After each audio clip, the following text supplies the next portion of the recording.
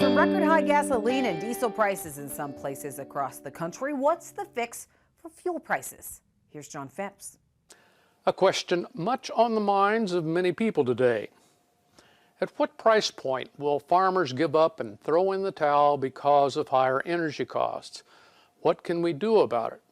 And that's from regular viewer Phil Haymaker in Hickson, Tennessee. Phil, gas prices upset us partly because they are literally in our face every day. It's something we have to buy often, which increases our resentment.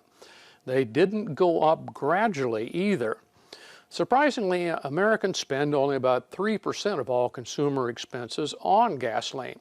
Similarly, farmers' fuel increase is considerable, but is being overshadowed by far worse budget problems.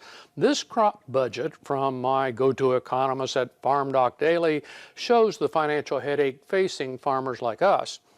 This estimate was done last December, so even if we allow for higher fuel costs by increasing the estimate, say, by $5 to $25 an acre, it still only comes out to about 3% of the total crop cost of $760.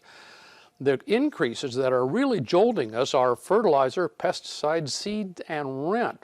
Regardless, farmers won't stop farming because of fuel costs. In fact, history will show us they'll operate at a loss for several years unless financially forced to stop. As for proposed solutions, there aren't many good ones, since ideas like more drilling permits or new pipelines wouldn't have been online for years anyway. There are two crucial things to remember. Since allowing oil experts when the days of fracking were flooding us with unexpected oil, our domestic oil has been priced on the global market. Demand, especially in Europe, is accelerating and competing for oil everywhere. I think the big holdup, though, for oil production is the fact that tight oil companies, frackers, tend to be smaller independent companies whose investors have been burned twice by sharp price drops after spending billions on new wells. Industry operators have discovered investors will now penalize companies who plan on expansion. Since much of our petroleum independence has been built on these fracking companies, supply will remain tight.